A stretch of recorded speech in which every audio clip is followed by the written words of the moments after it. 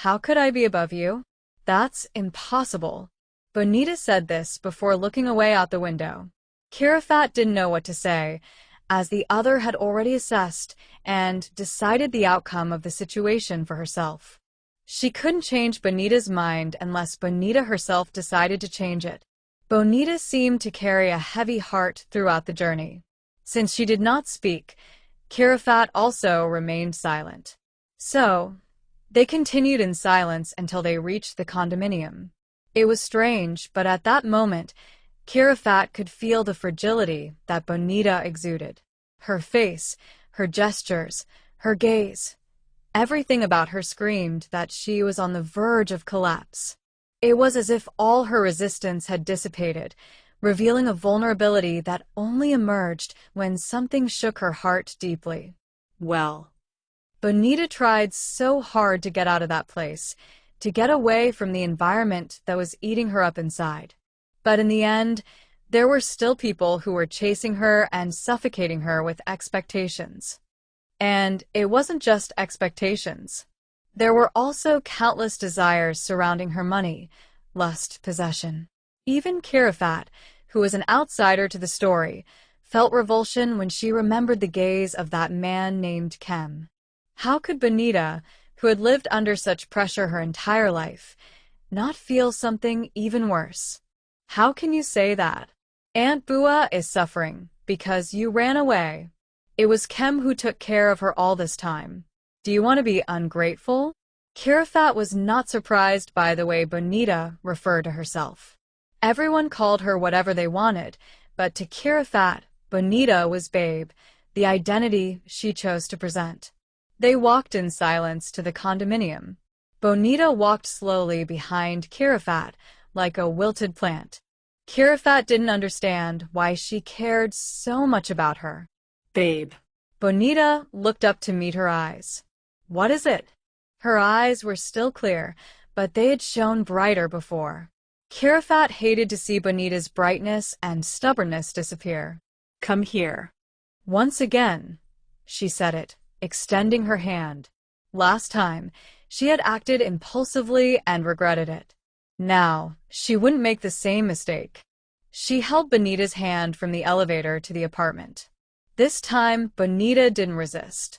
Once they entered the apartment, Bonita remained silent, lost in thought. Kirafat didn't press her. She knew that what had happened had shaken Bonita deeply. It was good for her to show weakness sometimes. No one needed to be strong all the time. Bonita, however, had other thoughts in mind. Was she really worth so little? Her childhood friends believed she could be bought.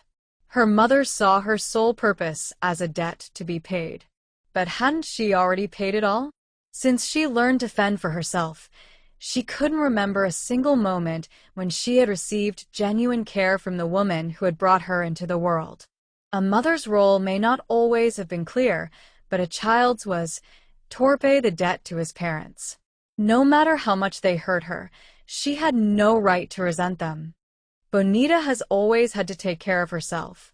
And yet, everyone expected more from her. There were always more demands, more obligations.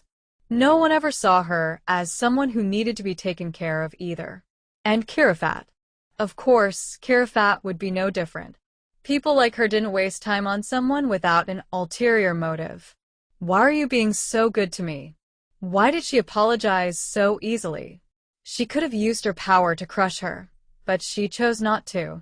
Even though there was a hint of stubbornness in her attitude, the truth was that Kirafat didn't need to apologize. They hadn't even known each other for that long. Bonita meant nothing to her. Why are you helping me? What do you want? Bonita now seemed to be lashing out in desperation. She wanted to know if she could still trust anyone in this world. Why was it so hard to trust anyone? Her voice trembled as she asked the question, and Kirafat frowned but didn't answer. Instead, she sighed, picked up her phone and started checking the news, as if she didn't want to get involved anymore. But the lack of response only made Bonita more uneasy. She moved closer, observing every detail of Kirafat, her face, her clothes, the luxury of her apartment. Then, without thinking, she made an impulsive decision. Don't ignore me. And in a sudden movement, she sat on Kirafat's lap. She was still wearing her university uniform, and her skirt had ridden up slightly, revealing her thighs. Kirafat, who was scrolling through her phone, stopped immediately. Her eyes lifted, staring at Benita with a reprimanding look. What do you think you're doing? You have a goal, don't you? That's why you helped me. Nobody does anything for free. You told me that yourself, didn't you? Get off my lap. Kirafat's voice became serious. She didn't like this one bit. Yes, she had kissed Benita without permission before. But that didn't mean she wouldn't respect her from now on. Her apology wasn't just to close the matter, she really meant it. What if I let you have me? Stop. Her orders were ignored.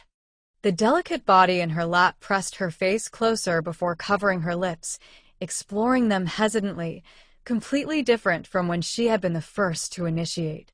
Kirafat allowed her to do so, even though her brow was still furrowed. She was trying to understand what the hell was happening to her. Why had she suddenly started acting like this? And the answer she received left her so dissatisfied that she almost got angry. Benita was willing to take the initiative, to do anything with her, just because she felt she needed to give something back. She didn't like that Benita thought that way. Then, while the other was still trying to kiss her, Kirafat stood up. Even with a little difficulty, her constant exercise routine gave her enough strength to carry Benita in her arms, in a position that seemed strange, but that perhaps served to tame that stubbornness. Where are we going? The young woman was so startled that she broke the kiss, pressing her lips together when she noticed the serious expression on Queen's face. A few moments ago, Kirafat hadn't even returned the kiss, as if none of it affected her, while Benita was trying her best. Queen was terrible for not collaborating with her at all. With no response, Benita assumed she was being taken to bed. But to her surprise, Kirafat took her to the bathroom. She was placed on the marble sink, while the hands that had been holding her the entire time now surrounded her, as if trapping her there. Let go of your hands. Kirafat removed the hands that were on her neck and, with a firm and serious tone, and added, Stop thinking about everything now and go take a shower. I know everything that goes on in your head, but what you're doing right now is not cute. For the first time, Benita showed a childish side. She lowered her head, trying to hold back her tears, feeling as if she were being scolded, as if someone was trying to pull her out of her own bad thoughts. She wanted to be strong, but everything she had been through in life still hurt. No matter what she did, they would never give her freedom. They would continue to haunt her until they got what they wanted. Go take a shower, and then we'll talk. Kirafat's voice became softer. Got it, babe? Bonita nodded, still with her head down. She just shook her head up and down, not showing that she was crying. Kirafat also didn't try to force her to open up. Fragile and sensitive people had the right to hide their pain. I'll get you a towel and some clothes. Wait here, understand? Bonita nodded again, but Kirafat insisted. Did you understand? Babe, I'm talking to you. Yes. The hoarse voice replied softly, but that was enough for Kirafat to realize that Bonita was beginning to recover. After Bonita took a shower and put on Kirafat's clothes, she sat on the sofa, hugging her knees in silence. Kirafat could hear her conversation with a friend, explaining that she would not be returning to her own room that night. What's more, she discovered something that wasn't in her employee's report. Bonita was looking for a place to live. She didn't want to interrupt her friend's time with her partner. If Kirafat hadn't gone after her, who knows how far she would have wandered in search of a room. It was then that Kirafat realized something else about Bonita. She always put others before herself. Finding a place to live while still studying and without a steady income was not easy. On top of the costs of college, everything was even harder without financial support. Today I saw Kem. But I'm fine, don't worry. Now? Bonita looked around while talking on the phone. Kirafat was startled and pretended to be busy with her cell phone. I'm at an acquaintance's house. Everything's fine. I'm safe. I didn't do anything, don't worry. Of course, she hadn't done anything. The one who had ulterior motives was Bonita. I didn't want to bother anyone. Besides, there are cheap rooms, I just need to choose well. Hearing this, Kirafat frowned even more. What worried her most was Bonita's safety. If she could get a cheap room, would be safe? As you know, to ensure security, the rental price is usually higher. That was another thing about Bonita that bothered her. The fact that she made her worry. Seeing that she was still talking to her friend, Kirafat decided to go take a shower. But when she came out of the bathroom, Bonita was gone. No matter where she looked, she was no longer there. Kirafat had to look for her until she found her sitting on the porch, hugging her knees and crying. Did you come here to cry in secret because you didn't want me to hear? This girl. She was stubborn like no one else, but she also seemed as fragile as porcelain, as if she could break with a stronger touch. Kirafat opened the sliding door silently, but Bonita noticed her presence and quickly wiped her tears before walking away. I don't usually like sitting on the floor. It's uncomfortable. Kirafat didn't say anything else, just sat on the same level as Bonita. But instead of sitting next to her, she preferred to lean her back against her. The only reason for this choice was so that Bonita would feel that she was not alone. I'm going to put on the headphones. So, even if you sing loud enough for the whole building to hear, I won't hear you. Bonita was still sobbing, but for some reason, Kirafat's presence leaning against her made her feel better. She didn't ask anything, didn't show any irritation. Could it be that besides the bossy side, Kirafat also had this other side? And I'm lucky enough to see this? Maybe there were still some good things in my life. The muffled sound of Bonita's crying and her body trembling slightly made Kirafat realize that she was still crying.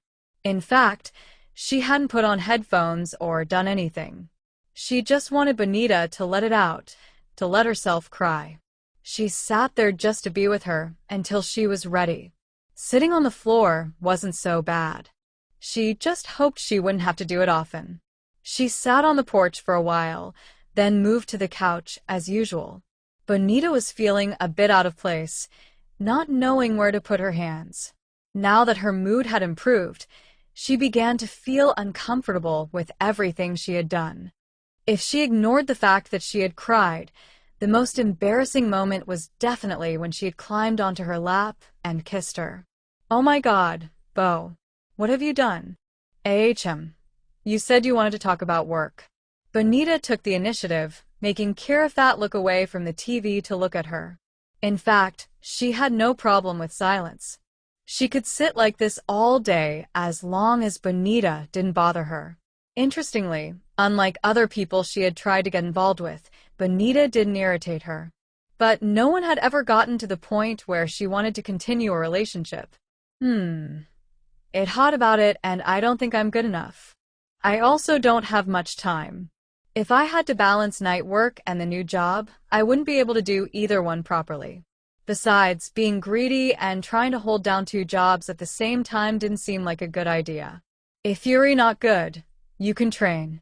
If I wanted someone perfect, would I hire you? I didn't think I'll have enough time. After class, I have to work at the restaurant. And what do you prefer?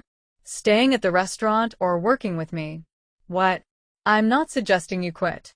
But if your current job doesn't give you time for other opportunities, shouldn't you rethink your choice? Bonita bit her lip, thinking, was quitting her job to work with Kirafat really a good idea? Besides, there was no guarantee that her generosity would last. How long would Kirafat remain interested? I'm not pressuring you. You're an adult now. Decide your own life. If money is a problem, I can pay you the same as you get at the restaurant. That's not a problem for me. Bonita felt a slight discomfort. Kirafat was already calling her job old, even though she hadn't agreed to leave it. Also, my old apartment needs someone to take care of it. If you accept, you can live there temporarily. Kirafat wasn't forcing anything, just offering options. Ultimately, it was up to Bonita to decide whether to accept them or not. I need to go back to my room. I already told my friend that I wouldn't stay out late. Bonita wasn't making excuses. In fact, she had already contacted Mint. There was no need to sleep in Kirafat's room. But unlike always, Kirafat remained silent, as if she hadn't even heard what she said. Queen, I really need to go. If you're sleepy, the bedroom is inside. What? I already told you that they are following you. If I take you home now, these people will find out where you and your friend live. Is that what you want? With this reasoning, Bonita was speechless. Ever since the incidents at the restaurant, something strange had been happening. Last week, there really was someone trying to take pictures of Kirafat. She knew it was true, so she completely believed that Kirafat wasn't lying. But I have nothing to do with it. Yesterday, no. But today, yes. Kirafat spoke coldly. She had already been informed that the paparazzi were after her, trying to expose her as the stepdaughter of a famous politician. But for Kirafat, it made no difference. I apologize in advance, because you might end up having more headaches because of me. More than you already give me? Kirafat frowned. Do you think I'm your friend? It was a joke. Don't take it so seriously. I'm fine. I don't have a reputation to maintain. I'm just a student. At the end of the sentence, her voice came out a little weaker. Babe. What? Do you know how to cook? I am hungry. Bonita had never seen anyone eat with such gusto. Kirafat cleaned up the plate of fried rice she had prepared. Were you very hungry? Yes. I haven't eaten anything since lunch. This made Bonita frown, but she just nodded without saying anything. Still, her worry surfaced. You need to eat at the right time. Your body is no longer like a teenager's. Kirafat narrowed her eyes. Are you saying I'm old? Sorry, but I don't plan on dying at 30. Bonita couldn't help but laugh. The serious way Kirafat spoke was simply hilarious. Besides, she didn't mean it that way. She just wanted to point out that as we get older, our stomachs can't handle so much neglect. I just don't want you to have a stomach ache. I didn't say you were old. Don't tell me you're upset. I'm not a child to get upset about these things. She said that, but her sullen expression gave away the opposite. Don't be upset. I'm just worried. I said, I'm not mad. Excellent. But if you want me to eat on time, then come work with me. Do I have to do everything at the same time? What would my position be? You already have a secretary, you already have everything. What exactly would I do? I don't know. What? If you know what position you want, let me know. Don't just throw that responsibility on me. What if I say I want to be your wife, or something even more specific?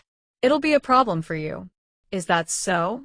Kirafat was not one to back down easily. So, do you have the courage to answer what you want to be? Why do I have to answer? I don't want to be any of that. Kirafat chuckled softly. She was the kind of person who loved to tease.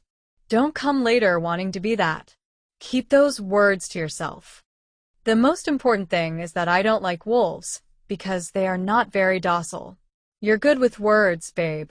You've played with me before too, but it's a shame you won't be able to play again anytime soon. Having challenged Kirafat a little too much earlier, Bonita had to swallow hard as she lay on the edge of the bed. To say the place exuded power was no exaggeration, because the environment was permeated with her aura, making Bonita feel surrounded by something invisible. She just knew it made her feel small. Do you want to fall out of bed or something? Kirafat asked, coming closer and looking. The soft light from the bedside lamp made his face look more gentle than aggressive, and the scent of her hair filled the room. Bonita had to bite her lip to keep from showing any strange reactions. Who didn't like a soft scent like that? It was clean, inviting, something that made you want to sink in and take a deep breath. She knew she would end up crying until she lost her mind. Ah! Bonita screamed as her body was pulled by the waist and thrown to the center of the bed. Kirafat was really using too much strength. Sleep well. Are you scared now? Before you were challenging and threatening me. I'm not scared. I'm just being polite because this is your bed. My bed, so what? I let you sleep here. Good. Now you can sleep. Yes. 10 minutes passed, but neither of them were asleep. Kirafat sighed before leaning over to see if Bonita was asleep yet. When she realized she was still awake, she asked, "What time do you have class tomorrow?" "The afternoon." I have to work in the morning. I'll go out with you, then. About the job and your proposal. Think about it. Call me tomorrow with the answer. On the phone? Yes. But I don't have your number. Coincidentally, I don't have yours either. What are we going to do? Then no problem. I'll answer now. Thank you for the opportunity you gave me. But You know that if you refuse, I won't give you another chance, right? Bonita looked her straight in the eye before answering clearly, "I just wanted to thank you. I didn't say I was going to refuse. No need to make threats. How do you want to be thanked? And how have you thanked me?" Bonita bit her lips. Kirafat never gave up. The more stubborn she was, the more Kirafat wanted to dominate her. Bonita didn't know why, but before, Kirafat had been sweet to her. Bonita stood up a little, placed her hand on Kirafat's chest in a somewhat awkward gesture of thanks, letting her weight rest on her. "Thanks." Kirafat replied in a soft voice. At times, she seemed easy to understand. Stubborn, temperamental, and grumpy, but she also had an aura around her that made Bonita feel safe by her side. It was strange, Bonita's emotions were mixed. This wasn't good, but she couldn't deny that something in her chest was warming. "What are you thinking?" "Huh? You're distracted." "I'm just thinking, but mostly I'm trying to understand what you really want." Kirafat chuckled softly before replying in a firm voice, for the first time winning the argument between the two. "Are you sure you want me to tell you what I want?" can you handle it? "I may want something you can't give me, babe. Sleep now, before I change my mind and don't let you sleep." But the threat didn't make Bonita afraid. Before she actually lay down, she whispered softly, as if it were a secret, "I trust you 10%. So don't make it go down to 0, okay? If you respect me, I will respect you too. Sleep now." Kirafat knew that Bonita had faced a lot of emotional things that day. The fact that she was still joking and arguing with her was already a big improvement. Hey, Queen. "Yeah? I'm not sleepy. Will talking to me help you?" "Why didn't you ask why I cried?" "Because I don't want to know." "Is it any of my business?" "Your business?" "Yes, don't stop," Kirafat said again, as she gently stroked Bonita's hair. There were no goodnight words, but the fact that Bonita fell asleep without dreaming was what made her feel that sleeping next to Kirafat also had its advantages.